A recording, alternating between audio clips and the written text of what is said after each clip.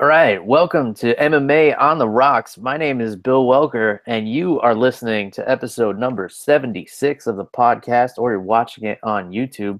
It is Sunday, December the 31st, 2017, the last show of 2017. We're coming off a 2-week hiatus because we had so much shit going on with the holidays and everything like that, but we're getting one last show in this year, and I am joined all the way from Frosty, New Jersey, by my co-host Jeff, the Animal Wilson. Jeff, how you doing on this eve of 2018, my friend? Bill, it's fucking cold over here. I think it's a single digit, Bill. It snowed yesterday, and something I tried doing was I poured Crown Royal on my car's windshield because alcohol doesn't freeze. So I figured this will keep that layer of ice off my windshield, and it didn't even work, Bill. It Yeah, just made my windshield sticky. So I'm I'm out pretty of sure they make stuff for that they sell at the gas station for $2 instead of using a $35 bottle of Canadian whiskey. I thought it was gonna work, but see, here's the thing. Here's the thing: is alcohol does not freeze. So I figured because my windshield wiper fluid was freezing, Yeah. so because of how cold it was yesterday, so I figured this will work. I was wrong. All right. Well, I guess that's the way we figured things out is by trial and error. So you tried it and you made an error. Uh, But Happy New Year for my car, though. yeah, My car is drunk. that would be awkward if you got pulled over and your car just reeks of whiskey, and then because if I was a cop, I would be like, yeah, okay, you poured it on your windshield, like your car just reeks of booze. You'd be going to jail, Jeff, and then we wouldn't be able to do this anymore. Uh, in any case, how was Christmas? It was good. I spent it with my sister and her family and her kids, so we were all together. It was nice, along with my parents. And the kids were excited for their Christmas gifts. I was excited for a new pair of sweats. I like being comfy in the Nice. cold. So, well, Bill, how was yours? I know you had the in-laws in town. So how was that? Yeah, yeah. We had the in-laws over. We had a good time. We had a lot of drinks, a lot of whiskey was involved.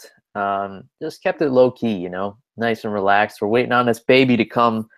Jeff, we're about 2 weeks away from parenthood. So that's fucking terrifying. And just trying to get some last minute things done. I've been doing a lot of work in the new house and putting the nursery together, all that fun stuff, and finding all the things that you find that are broken when you move into a new house. So it's been an adventure, and I'm ready for a little bit of downtime. So we took the last 2 weeks off from the podcast. I think it was much needed. I think everybody's feeling a little bit of MMA burnout. We went like 10 weeks in a row with a card every single weekend, and it was kind of nice not having that obligation last week to tune in and watch something.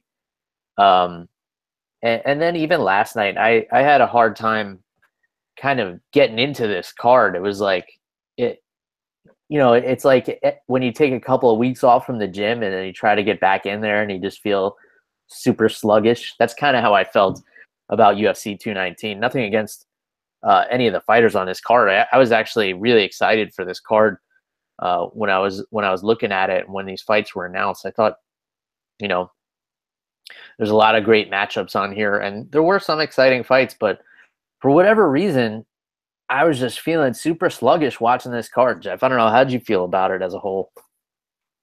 Bill, I was not as disappointed as everybody else seemed to be. This card seemed to get a lot of hate on Twitter, but leading up to this card, I wasn't super excited. But once I saw it, I thought it was really good. I thought a lot of the matchups were more. The way I phrased it on Twitter was a thinking man's fight. So a lot of these were about winning points and winning rounds. So I think there was a lot of depth to a lot of these fights, and all the fighters who won, they were very methodical in their approach. So I thought this was overall a pretty solid card. I think this card was more for the hardcore fans than maybe the casual fan. Yeah, I would agree with you for most of these fights, with the exception of the Khabib Barbosa fight. That was just a straight act of brutality, like one of the most vicious performances I think I've ever witnessed. And I texted you right when that fight ended, and I was like, dude, 30-21, because I if somebody told me they scored every single round a 10-7, I I wouldn't argue. Um, that was one of the most savage beatdowns I've ever seen in a fight that went to the decision. Credit to Edson Barbosa, because he looked completely defeated in there, and he was still throwing kicks at the end of the fight. I mean, he was throwing it at air. But man, let's just start with this fight, Jeff. What were your thoughts about it? Yeah, dude. I posted on Twitter, you know, credit to Edson Barbosa for even being alive right now, because that was just a mauling, dude. I think he would have stood a better chance against a Bengal tiger in there. Um, I mean, this was god awful, dude. And then at the end, we spoke a little bit about this before we started the show. Khabib, in the post-fight interview with Joe Rogan, he was like, "Yeah, I could have finished it, but I wanted to keep it going. I've been out of the ring, and he just wanted to like get back in shape." Dude, this was ridiculous. But I did want to point out a few things that I noticed from Khabib was, in his ferocity, there's technical prowess and there's a lot of thinking involved. And at one point, he had Barbosa up against the cage and he was punching him with his left hand, and with his right hand, he was blocking one of Barbosa's legs and reaching around and grabbing Barbosa's foot. Which I thought was super smart. Not only did it keep Barbosa at bay, but it kept him from like scampering away from Khabib and trying to build a scramble. So I thought that was so smart from Khabib. It was like little things like that that I really appreciated about this. The way he would lock up his legs at Edson Barbosa's knees instead of completely mounting him and just neutralizing his hips. He couldn't do anything. I thought this was super, super savage by Khabib, but also there were a lot of very technical nuances in this performance. So I think Khabib is amazing in there. I think he slaughters Conor McGregor easily. Yeah, I mean, there were a lot of, oh man, there, I love how you pointed out those little technical things that Khabib was doing, because it seemed just barbaric, but yeah, his grappling is so high level. The way he is able to have so much control over all of his limbs, and the way he puts pressure down on his opponents, is just terrifying. And I want to go back to what you said about how he said at the end of the fight to Joe Rogan that he could have finished it, but he wanted to get a full 15 minutes in there. That is scary. The way he was just marching forward and looking to just make an example out of Edson Barbosa and make a statement and beat the crap out of him for a full 15 minutes. To me, that makes him the scariest person in the UFC. Now, I know there's been a lot of talk about Francis Ngannou being the scariest person in the UFC, but if you think about it, yeah, Francis Ngannou can decapitate you with one punch, but then it's kind of over. Like, Khabib will slowly torture you and make you live through hell for 15 minutes. Like with Ngannou, like you get knocked out, but then you wake up a little bit later and it was like a bad dream. But with Khabib, it's like living in a nightmare, and he doesn't want you to have an escape. He just wants to smother you and throw his fist into your face for 15 minutes. And that's a scary feeling, because one of the scariest things in the world is being made to feel helpless. Like you feel when you're a little kid and somebody's holding you down and tickling you. It's not so much the tickling, but just the fact that you can't move because you're powerless. And that's one of the scariest things to me. What are your thoughts, Jeff? Who do you think is the scariest guy on the roster right now? Yeah, I agree with you on that. It's like the difference between shooting someone in the head with a gun or doing this thing with a knife where you kind of do like 100 cuts into them and then have them die slowly. And I'm sorry to use such a morbid metaphor, but that's basically what we're comparing here. Is do you want to die slowly or quickly and not feel anything? And with Khabib, it's just like you said, torturous. It's not fun. Um, Jeez, man, and the word he used, helpless, is just such an accurate description of what Barbosa must have been feeling in there, because there are a few times where, especially in the third round, he was standing, he was doing well, landing a couple of shots, and then he got taken down, and you could just see his face, man. His facial expression was like, "Oh my God, here we go again." Um, Dude, it was brutal, man. It was like Yeah, watching a tiger grab a gazelle and rip it open and then eat out its insides. That's what that was like. yeah, or it's kind of like the feeling of when you're like in the ocean and there's like big waves coming, and every time you come up for air, you look and there's just like another 20-foot wave about to smack you in the face. That's how Barboza looked. Like he was coming up for air and then just getting dragged back into the undertow. It like just caught in the riptide that is Khabib Nurmagomedov, and that's really terrifying to me. And I, I wouldn't want to be the next guy in there, especially with a healthy Khabib, because he's had his knee problems and injuries and issues making weight and stuff like that. So if he has all that sorted out, that's a scary motherfucker right there. And 25-0 kind of says it all. And he hasn't lost many rounds in those 25 wins, if any. I don't know the exact stats on that, but awesome fight. I don't think Edson Barbosa's stock goes down too much after this. I mean, he survived one of the most brutal beatings ever given out. It seemed like he just couldn't pull the trigger. Like he was kind of afraid to throw too many kicks because he didn't want them to get caught.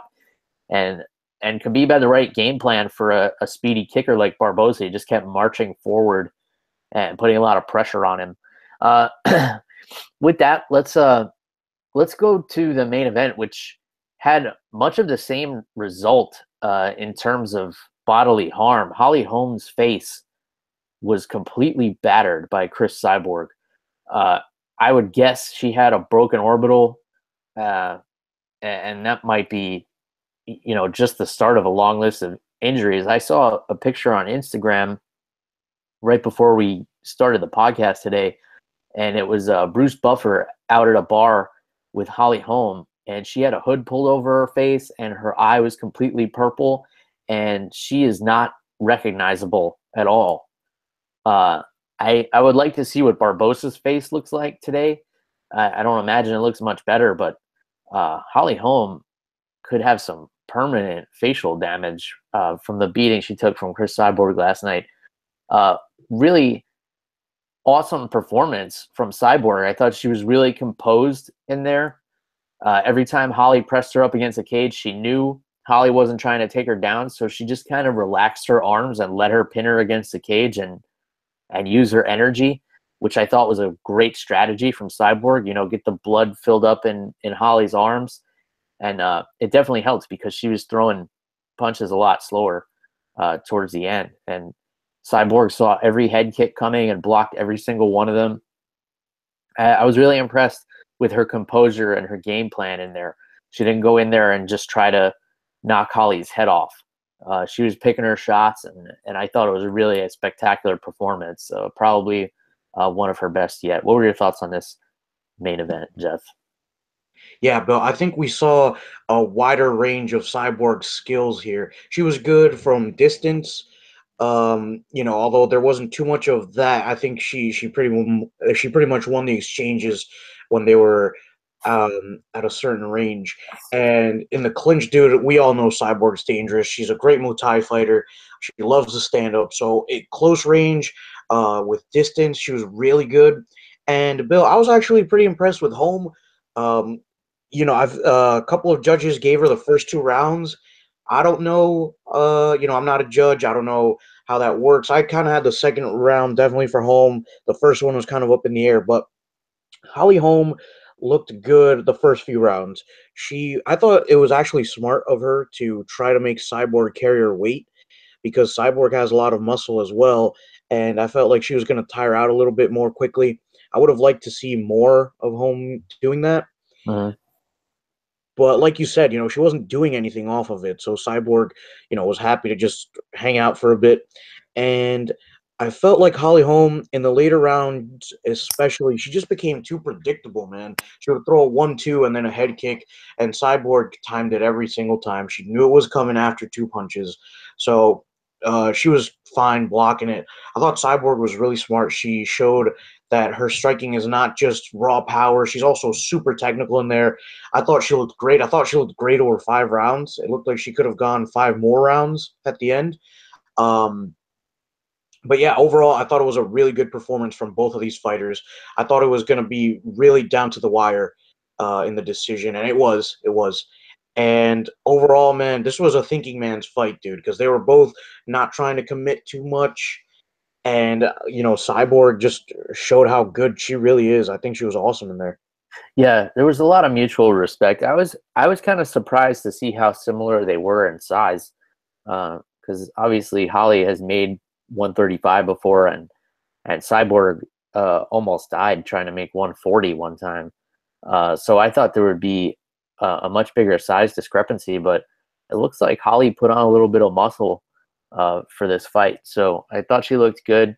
I would like to see her go back to 135. I don't know what you do next with Cyborg. I mean, Megan Anderson is the only logical choice, but you have a champion in a division that has almost no fighters in it. So it's kind of complicated. I guess you just kind of keep feeding people to Cyborg until she decides to retire and then eliminate the division. Uh, there doesn't seem to be a big demand for it, unless the plan is to do an Ultimate Fighter or recruit some women from other organizations. I don't really know what the solution is. I'm just identifying the problem, I guess, which is not something I prefer to do. But we're just talking through this thing here, Jeff, trying to solve problems for the UFC. But I guess Megan Anderson would be next. What do you see next for both of these girls? I would kind of like to see Holly go back to 135. So, what are your thoughts, Jeff? Yeah, I'd like to see Holly actually take on the women's bantamweight champion. I'd like to see her take on Amanda Nunes because Holly Holm has 4 losses out of her last 5 fights. But if you look, it's been Misha Tate, Cyborg, Jermaine Durandamy, all very high level opponents. So I'd either like to see her fight for the bantamweight championship again, just because of how powerful Amanda Nunes is. I think Holly Holm being so technical is a really good matchup. Or I'd like to see Amanda Nunes fight Chris Cyborg, come up to 145 and challenge for that belt. I feel like Amanda Nunes is a pretty big bantamweight. I think she makes 145 easy. I would love to see these two girls just throwing heavy leather at each other. Yeah, that might be the fight to make. I kind of thought of that after the fact, after I turned it over to you. But yeah, that would definitely be an interesting fight. I think I would be more interested in that than Holly versus Nunez right now. I'd like to see Holly maybe get back in the win column before she gets another title shot. I know that's been a big complaint about Holly in the past, but to be fair to her, she should have won the fight against Jermaine Durandamy. There were some really bad fouls in that fight that weren't taken into account, because there weren't points deducted when there should have been. But that's all in the past. I want to kind of breeze over the rest of this card, Jeff. So we had a great finish by Dan Hooker over Mark Dykesay, Mark DeCasey. What were your thoughts on this guillotine finish here, Jeff? I thought it was great. I thought Dan Hooker fought really smart. He kept Diakese at a distance. He kept him from getting that flashy offense that he likes to do. Um, Dan Hooker, for lack of a better term, he made it kind of a boring fight, but he had to win. and then he knew how good his grappling was. As soon as DeCasey came in for the takedown, his head was totally wrong positioned, and Dan Hooker hooked it up and sunk in a really nice guillotine. But up until then, I thought he was fighting smart, trying to win rounds instead of going for the big finish. And credit to Dan Hooker, man. He knew that the finish would come, and even if he didn't, he was doing an awesome job. I thought he won every round in there. He made it tough for DeCasey to get off any flashy offense, and we've seen Dan Hooker do well before. So I think I see a very bright future for Dan Hooker. So this fight was pretty exciting. What do you think about this, Bill? Did you get a chance to watch this one? I know that you were having trouble with your feed when you were watching it. Yeah, the feed cut out. I did go back and I was able to see the finish. But yeah, I agree with your analysis 100%. This was a very technical strategy from Dan Hooker. He made DeCasey wear his weight for a lot of the fight, and he pressured him. And that's the way to deal with a flashy striker. The exact same thing that Khabib did to Edson Barboza. You got to pressure him and don't give him the space to get their legs free and use their range and things like that. But yeah, I thought it was a great strategy. So before that, a bit of a controversial decision: Carla Esparza getting the nod over Cynthia Calvillo. I kind of saw it going the other way. I don't think it was the worst robbery to ever happen, but I feel like Calvillo definitely should have got this one. How'd you see it going, Jeff? Bill, I actually have to disagree on this one. I think Carla Esparza did enough to win it. First round definitely went to Calvillo. Esparza was on her back the whole time. And the second and third rounds, I saw them more for Esparza, barely. I could have seen, I think that if Calvillo had won, I don't think anybody would be too upset. Uh-huh. But yeah, I thought Esparza did enough to win. I thought she was smart, kept it standing after realizing that Calvillo has such a great ground game, dude. I knew she had a good ground game, but last night was a totally different level, especially in that first round. Carla Esparza, she's a wrestler. She's not really a jiu-jitsu girl, but she had a nice armbar. Calvillo was a little spastic in getting out of it, but she got out of it. And, to be able to pin somebody down, especially with the high level grappling that Esparza has, I think that's impressive, man. Yeah. So, super bright future for Calvillo.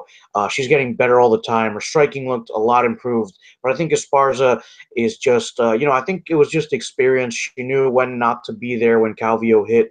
So, I think Esparza got it more from her experience than anything else. Yeah, for sure. I definitely could have seen a decision going either way. I don't know how long Calvillo is going to be able to stay in this weight class because she looked considerably bigger than Esparza in there. I know she's a young girl, so obviously as you get older, it gets a lot harder to drop the weight. So, but with the new 125-pound division, maybe she'll find a place there. But I think she can make a pretty good run at strawweight first. So last night, a lot of people were excited for the return of Carlos Condit, and he was the favorite going in against Neil Magny. I didn't really understand why Condit was the favorite here. Don't get me wrong, he's done a lot of impressive things in this sport, but I feel like Magny has that Carlos Condit struggles with. Carlos Condit does well if he's able to get into a brawl or if he's able to submit people quickly. But, a pressuring, like nonstop pressure style like Neil Magny has is really the kryptonite for Carlos Condit, especially coming off, I think, a 1.5-year layoff and also announcing his retirement, saying like he didn't want to fight anymore because he was worried about brain damage and all the things that he said. And usually once guys start thinking about retirement, they're probably done. I thought he looked like just flat, like he didn't want to be in there. He seemed to be content just kind of holding Magny on top of him. And I was really impressed with Magny's takedown game. He was just relentless with those body lock takedowns. He was hitting takedowns from that body lock position from all different angles. I thought he looked really good in this fight. What were your thoughts on this one, Jeff? Yeah, I really liked the grappling and the ground control from Magny. I thought that he did really well for distance too. He was looking good, especially fighting so long, which is something we don't really see when Condit is fighting somebody in the welterweight division. So yeah, I thought Magny looked awesome, and I felt like Condit just never he never got a chance to get going. So Yeah. he just got what's the name, neutralized. I felt like. Yeah, and as good as Magny looked, you have to remember that he got bulldozed by Rafael dos Anjos, who's sitting pretty close to the top of this division right now. So it's kind of tough thinking about what you do with Neil Magny. I guess maybe have him and Robbie Lawler get in there. That might be an interesting matchup once Robbie Lawler is healed up from his injuries. Um, I don't think you give Magny to like Wonder Boy. Maybe Jorge Masvidal would be an interesting matchup. That would be a good fight.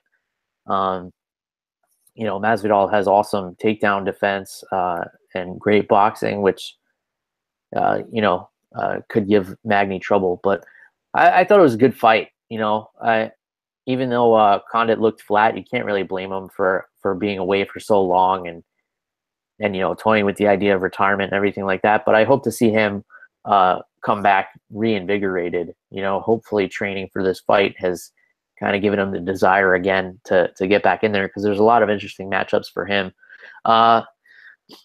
Miles Jury pulling a unanimous decision over Rick Glenn.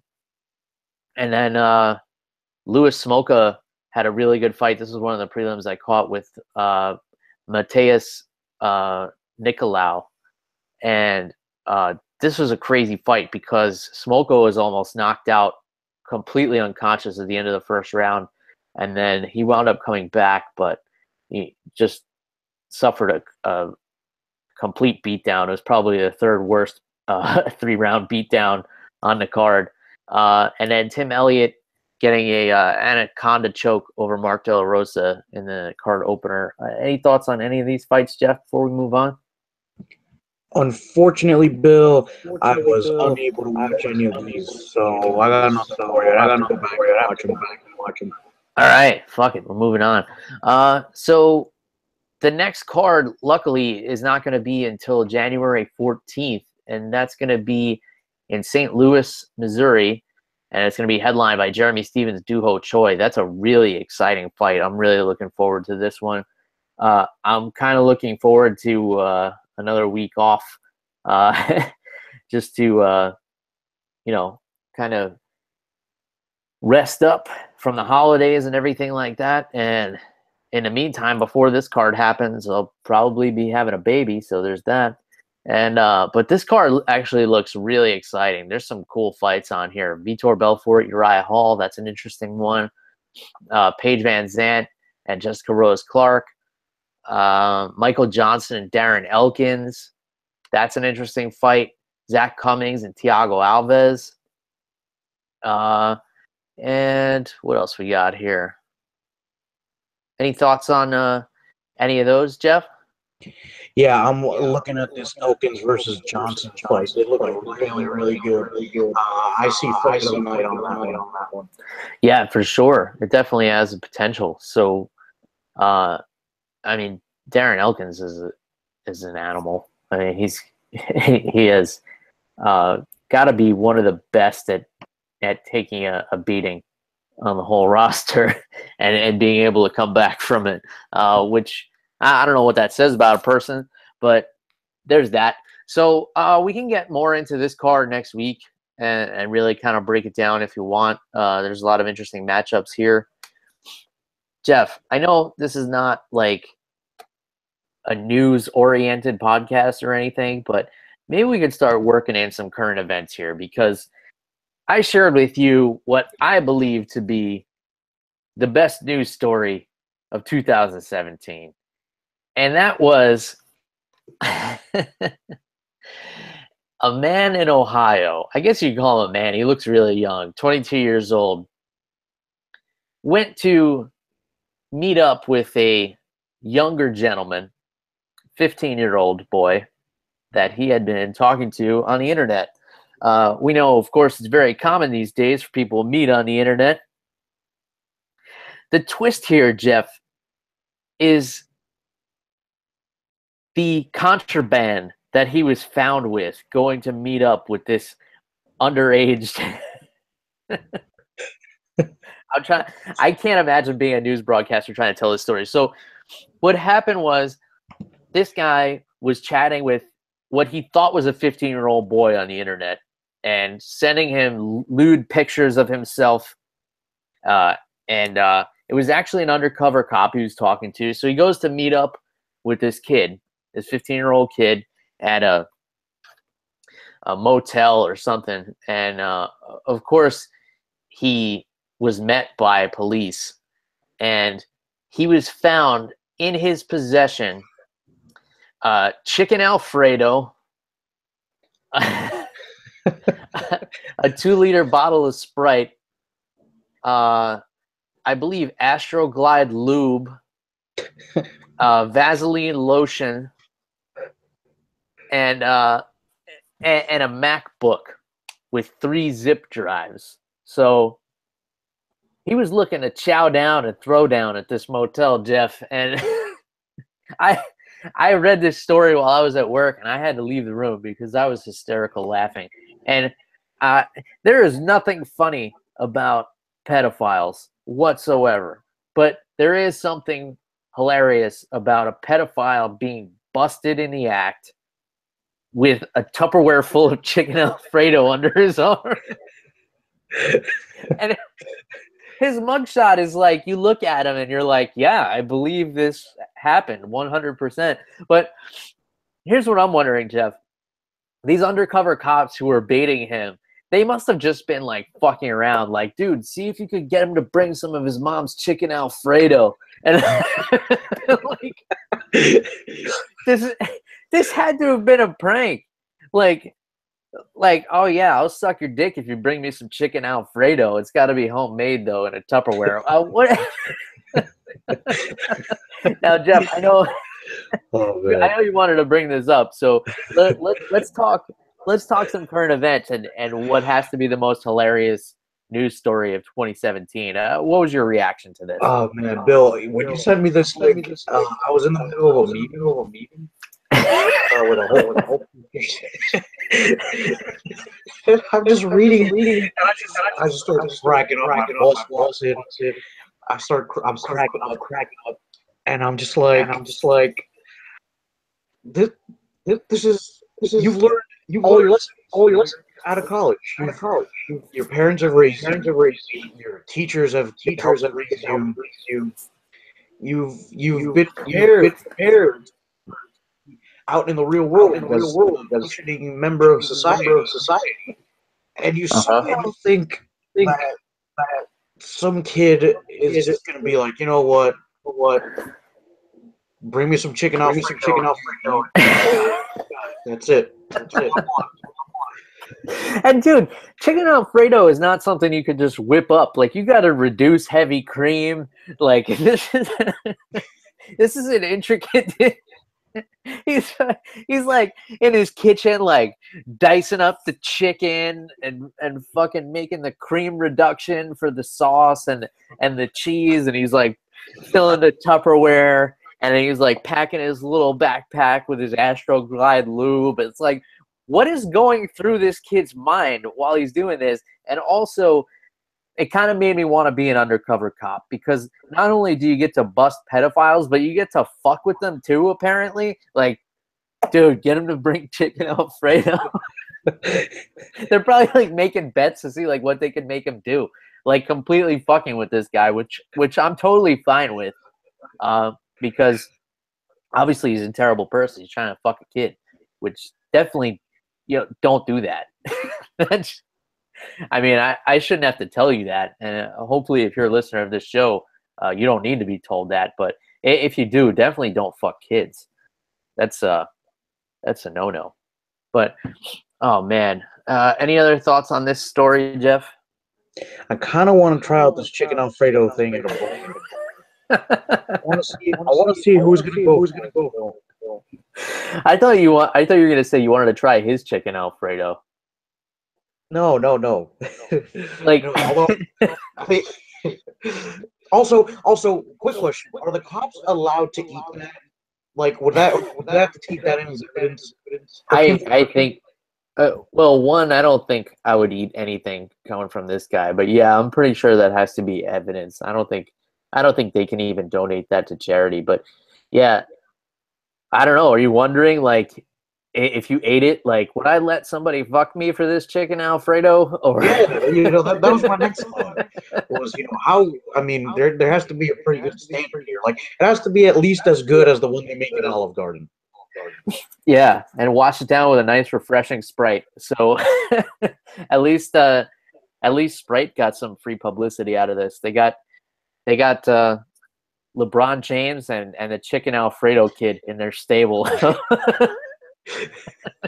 right now. So Sprite's sitting pretty high and mighty, I gotta say.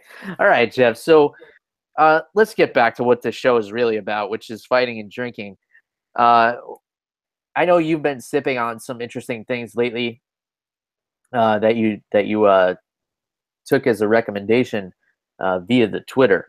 So let's hear about it. Yeah. So as you guys know, we're good friends with Money Blake Weather from Floated Joe's podcast, and Hell yeah. yeah, so he had done a fan Q&A, and in this Q&A, he talked about Dragon's Milk. So, Bill, I go crazy looking for it. I was texting you. I was like, where do you think I can pick this up? Uh huh. And I ended up finding it at my local store, which is like 10 blocks away. So, Bill, this stuff is awesome. It's a stout. As you know, I'm a big fan of beer, so I do enjoy my stouts. With the weather outside, it's really good lately. And dude, it's awesome. I had hints of chocolate in there. I know there's some vanilla they got going on, and they make it in bourbon barrels. So this stuff is awesome. It goes really well with like a hamburger that I had.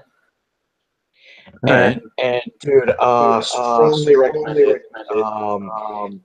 It was awesome. I loved it. Dragon's Milk. I got to check it out. Where's it from? Do you know the brewery? New Holland. All right. New Where are Holland. they? Do you know? I have no idea actually, but strongly recommend it. Bill. You can find it. Definitely try it. I really enjoyed it. I took my time drinking it too. Yeah, for sure. Sounds good. I'm up for a recommendation from both you and Money Blake Weather. It looks like New Holland Brewery is out of Michigan. They do make a lot of nice beers up in that area, Ohio, Michigan. I've been to some really good breweries in Ohio. So yeah, New Holland. All right. And it looks like when I Googled it, one of the first beers that came up is the Dragon's Milk. So a stout with roasty malt character intermingled with something. The description gets cut off, and I'm not going to click the link right now. But I do plan on checking that beer out. Shout out to Money Blake Weather for the powerful beer choices. I'm sipping right now, Jeff, on I plan to ring in the new year with a little bit of brandy. So I'm sipping on some Black Dirt single barrel Applejack brandy. So this is not, I'm usually not a brandy drinker, but this brandy drinks like a bourbon, which is why I'm really enjoying it. So it's made from apples, and it comes from New York, a little bit north of where I'm from. My sister actually brought this bottle down for me. She was here visiting from up in New York, and she was able to find it. It's out of Warwick, New York, which is upstate a ways.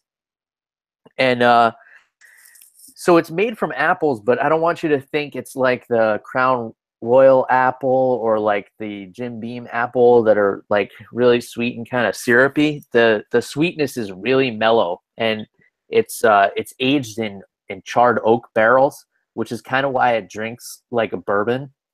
And it's super strong. It's 50% alcohol, so that's 100 proof.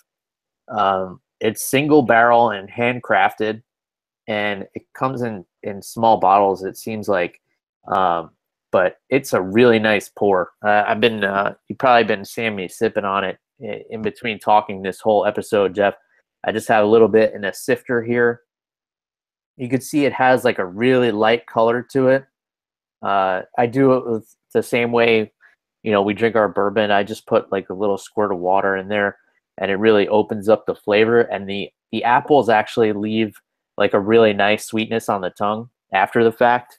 So that's really awesome.